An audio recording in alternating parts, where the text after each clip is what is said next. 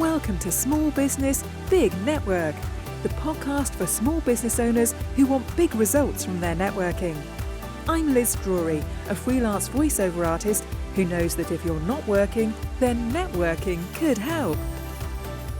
Brett Sheldon is the founder of the Business Support Organisation, which does what it says on the tin. One of the things that they do is organise networking events for their members. Brett believes it's crucial for small business owners to have a really good network around them. And he feels it's also important to prepare for any networking meetings in advance. Thank you very much for joining me on the podcast today, Brett. It's my pleasure, Liz. My pleasure. Now, you're the founder, organiser of the Business Support Organisation, but let's go back a bit. How did you get started? What's your background, Brett? Oh, crikey. How far would you like to go back? Oh, as far as you like. Oh, crikey. So there was Noah was a little boy. And I got involved in the business organisation world in 2008. Mm-hmm. By trade, I'm actually an engineer, and I've also worked as a sales rep for a number of companies. And I came a cropper in the recession of 2008. Right. I was just in the wrong place, wrong time, recently gone self-employed. And through no fault of my own, I basically was taking the 23 grand overnight, and I was desperate to do something quickly. So I started working for the Federation of Small Businesses. And I'll be honest, I loved it. It's a case of I was one of their freelance, they're called membership advisors these days, used to be called recruiters back in my day. I had a happy 6 years there on the whole. Long story short, there was a number of things I wasn't happy with how things were ran.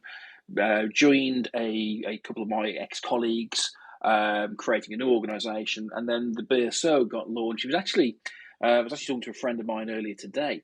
It's actually 4 years and about a week and a little bit since I decided to actually do it, to actually bite the bullet. And I haven't looked back. So the BSO came about a little bit basically by chance almost. It was through experience back in my FSB days. I wasn't doing anything particularly wrong, but I spotted a trend of how businesses were working, and then it wanted a much more personalised approach. And it was about we've got to be going back now. You're talking 10, 12 years ago that this idea started coming about, that there's got to be a better way of doing this, and the more support was required in different areas. And that eventually became the concept for the BSO, and that's how we started, really. Where are you based, Brett? I'm based in a place called Wednesbury, which, if people know the Midlands, it's halfway between Walsall and West Bromwich. If you're ever going up or down the M6, when you get stuck in a line of traffic by the big IKEA, you can almost see my house. That's a great description. So everybody's stuck there. Sorry. So when you started BSO, did it start as a local organisation? The initial idea was to keep it West Midlands centric. So when I was with the FSB and also Business First, I used to control the West Midlands or part of Birmingham or the Black Country. So I was thinking effectively around about 45 minutes to an hour from where I lived is an ideal base. So we did start off with purely the idea of the West Midlands and then gradually grow it over time. But to be honest, COVID completely changed that. We've got members now all over the country. Well, we've got members internationally now. So yeah, I was going to ask you about COVID and what difference that's made to your organisation. It depends on how you measure it. If you ask about the cash balance, it cost me an absolute fortune. But I've got to be honest, it's actually been really good for us. Because the size we've changed. Let's face it, you yourself, Liz, your business, when COVID hit, it was absolutely massive. Exactly the same for us. But the amount that we've managed to learn during the last 20 months, to be fair, we couldn't have paid for that. Yeah. Even if I had an unlimited checkbook, basically, I could not have bought that experience. And because of that, we've learned new tricks, new ways of working. Up until that point, I'll be honest, when Boris first stood on stage before we got locked down saying that COVID was a little bit worse than we thought, and can you not go outside, and can you all work from home and wash your hands more and all that, to be fair, I hadn't heard of Zoom until about 5 hours before. I thought Zoom was an ice lolly. And it was one of our members because I had to change an event, which I was due to run on that Thursday, because the venue I was having was forced to shut. And we knew about this before Boris took the stage. So we had to, I spoke to the speaker, said, we're going to have to cancel. He said, I'll put it on Zoom. I go, what's Zoom? I've never heard of it. It's always this, no, that will never work. I mean, video conferencing, you can forget it. It's no, come on, you'll be all right, Brett. You'll figure it out. You're the kind of guy who'll just figure anything out if I need to. So we did, and it was brilliant. We loved it. We don't get me wrong, we made a lot of mistakes. Yeah. But we figured out how to work Zoom, and within a couple of weeks, oh my God, some of the stuff we were doing was brilliant. And even now, the diversity of events that we run is unreal. But it's not just about events; it's how we're interacting. I can be speaking to somebody in London 1 minute, finish, have a quick cuppa. I'm speaking to somebody in Yorkshire 5 minutes later. Yeah. I could never have done that before. Yeah. Never have done it. Yeah. So tell me about some of the things that you do for the BSO members. Oh, crikey. Most people think of our events because we run an awful lot. But effectively what we've created is an environment to help businesses to grow. We want business owners to do business better. So we'll either support, so at the most basic form, we can be there as somebody to talk to. You know yourself, Liz, that running a business can be a very, very lonely place, especially if things are going wrong. And very few business owners have got a mechanism to do that. So from the initial outset, we can just be there for good ideas, bad ideas, to bounce ideas off. We've had people in tears. We've had to go and find people quickly because something disastrous has happened. We've obviously created the events. Those events are not only networking, but also training, ways of practicing. We've got a speaker in a couple of weeks' time. She's never spoken on a stage before. Yeah. So we're using it as almost as a training exercise, a safe place. We've developed employee benefit schemes, so we can go and get things like half-price Alton Towers tickets for any of the staff of our members. We've even developed supply chains, routes to market. We've worked on sales processes. To be honest, we asked the question, how can we help? And work from there. And it's not about us. I'm more interested in finding solutions. So if you turn around to me, I'm thinking, oh, Brett, we wouldn't happen to know somebody who could do blah, or I have this problem. The chances are we can steer you towards a solution. And that solution would normally be one of our members, but also we'll create the environment that you could go and do that directly. So the question is probably the wrong question, to be fair, Liz. It's probably more, what can't you do? Yeah, it sounds like a very holistic approach that you have there. This is the experience I had when I was with the FSB. Once again, I'm not knocking them for it at all. But our role was to go in and sell memberships. But when business owners need some support, they need support. But effectively, they have problems, or they're looking for square pegs for square holes. But nobody ever asks, why do you need the square peg? Yeah. What's the hole? And because of the low-cost nature of business organisations, it's not very cost-effective. It's very difficult to do. So they were never set up for it, but the problem still exists. And if you ask business owners en masse, the biggest problem that most people face is they could do with a bit more business. So having things like preferred suppliers isn't probably the right way, because another local supplier could probably provide something cheaper, better service, dealing with a higher level, perhaps even with a director. You might be able to deal with a relationship, actually build relationships with them. And because of that, it's just developing that mechanism almost. It's whether environment or ecosystem is the word for it. I don't really know. It's whatever you would call it, really. We're happy to our members to call us whatever they want to, really. Now, you mentioned that you provide training for your members. What kind of topics do you cover? Once again, it depends upon what people require. So on Monday coming, I'm actually running a training course of how to make money from single to seat networks. I don't actually run any single seat networking, but our members have asked me, say, well, we think we can get a better return from what we're doing at places like B&I and Bob Clubs. And once again, nothing wrong with those. So, okay, well, why don't we run something and run a training course to change the mindset a little bit on there? I've run one-to-one sessions with people where I've looked at, say, a sales pipeline or a sales process, and getting people away from what they think a process is, more to do with a nurturing way of working. But it's also not training just with us. We'll get to know what our members do and what the wider business community are doing. So if you for instance, if you were looking for something to do with LinkedIn, for instance, I'm not an expert on LinkedIn, but I know people who are, and we can steer towards them, and we know where free resources are and paid resources, and we get to hear about who the good guys are, in all fairness. Yeah. So tell me something about the networking events that you provide. I know you do have a number of different formats. Is everything online at the moment, or are you having some in-person events too?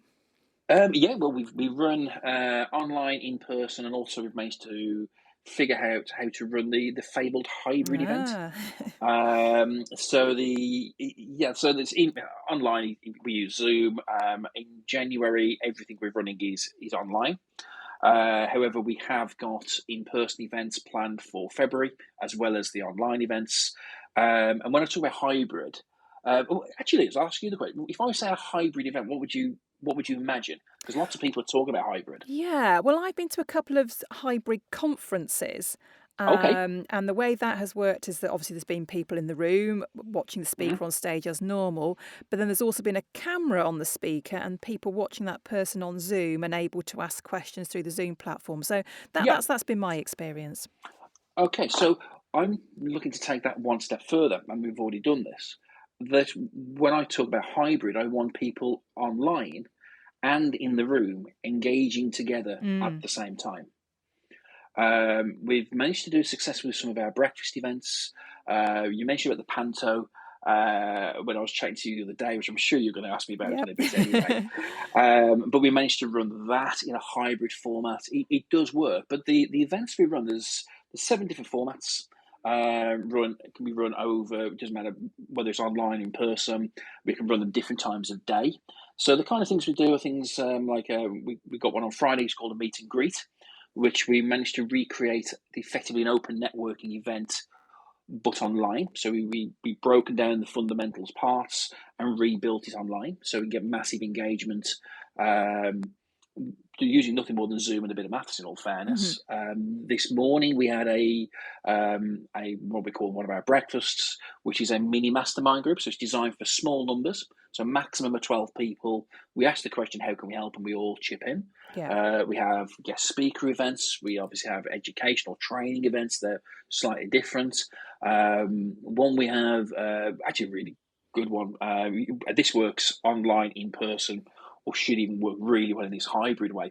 It's a question time for businesses. So one of the challenges that everybody, whether you're a business owner or not, is that you only know what you know. You don't know what you don't know. Yeah.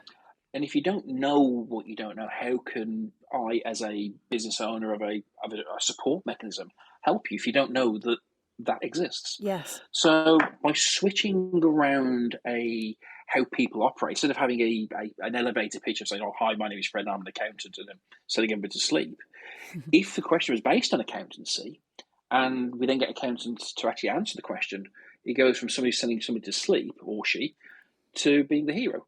Yeah. And people engage, and it's much more interactive that way. But also we can have a lot of fun with it.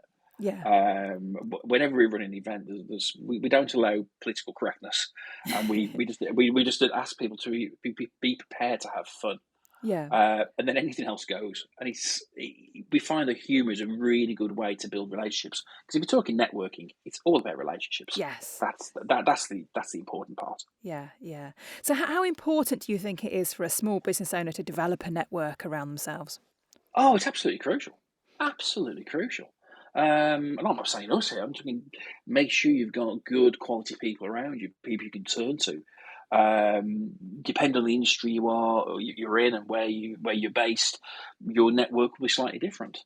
But absolutely, make sure you've got a network of good quality people around you, people who are prepared to help you, not just to sell to you.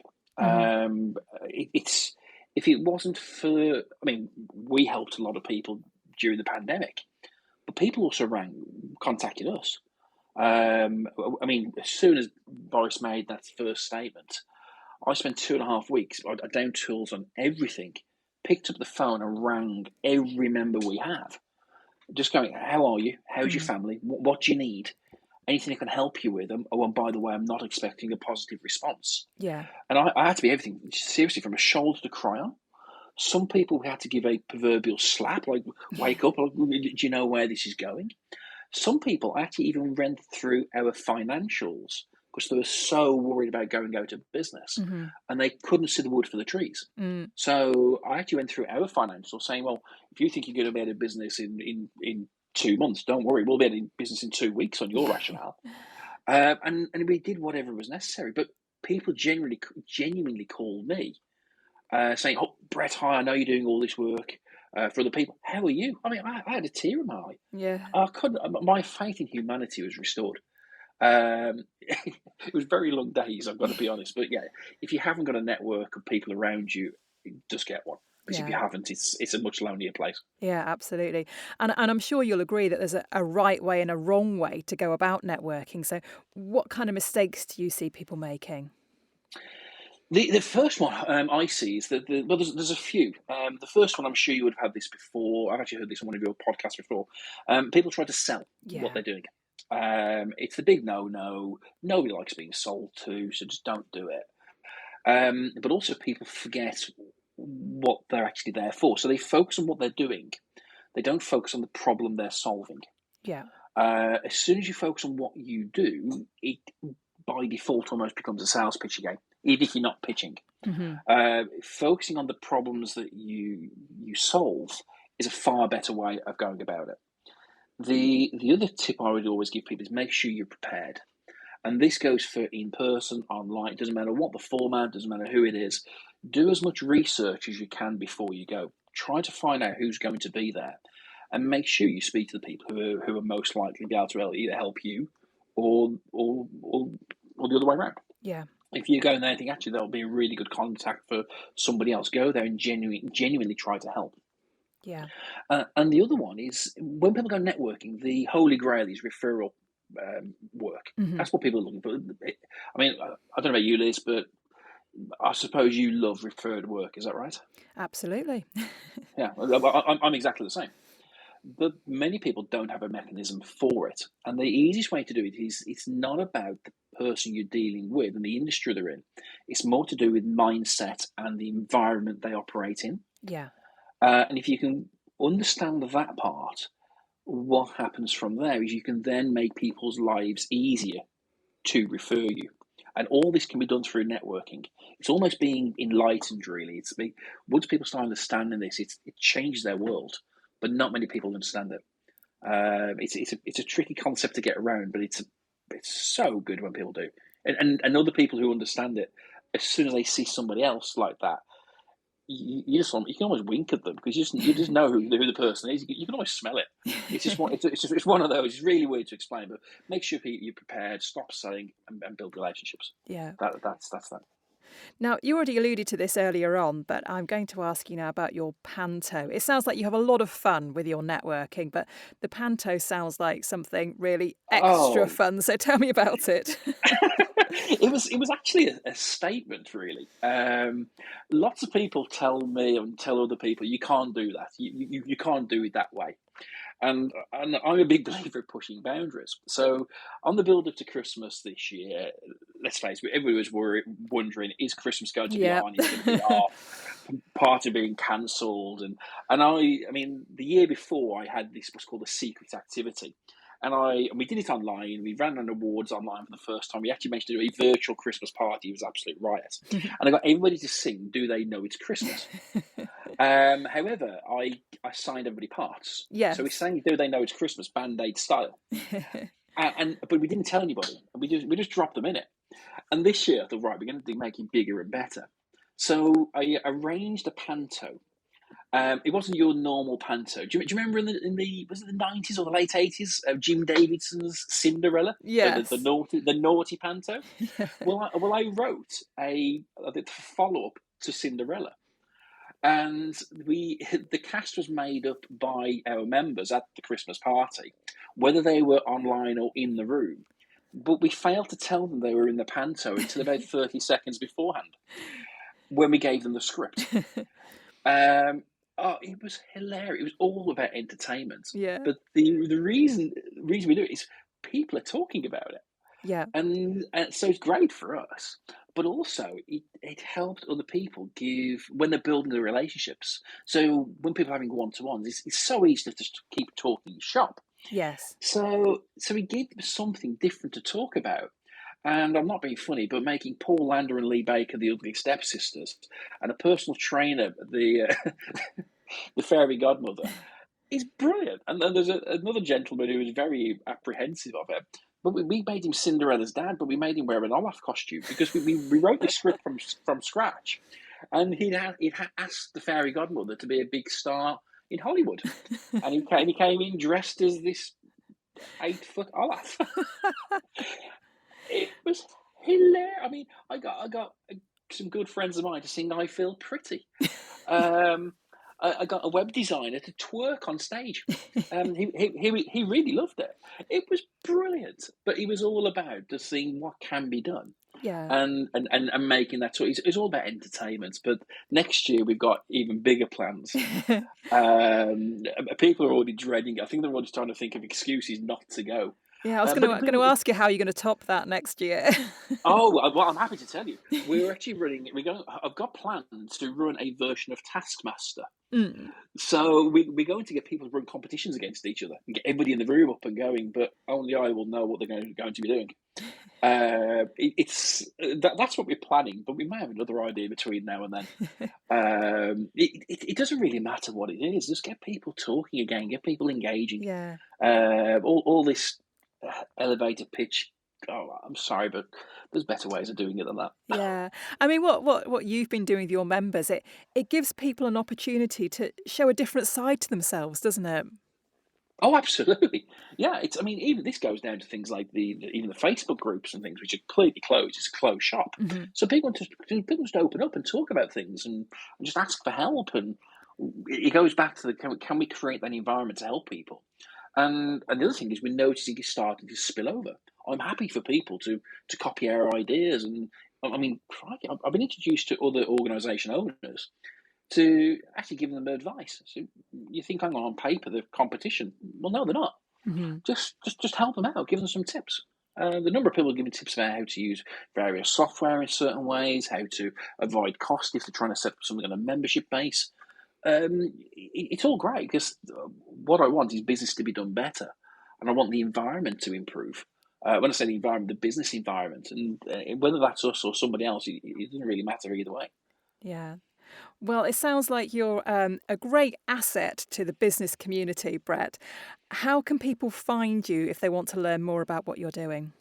Okay, the easiest way is to find our website. It's quite easy. Just go to www.thebso.co.uk. So with my accent, I'm conscious that wouldn't come out very well, but it's THE Bravo Sierra Oscar.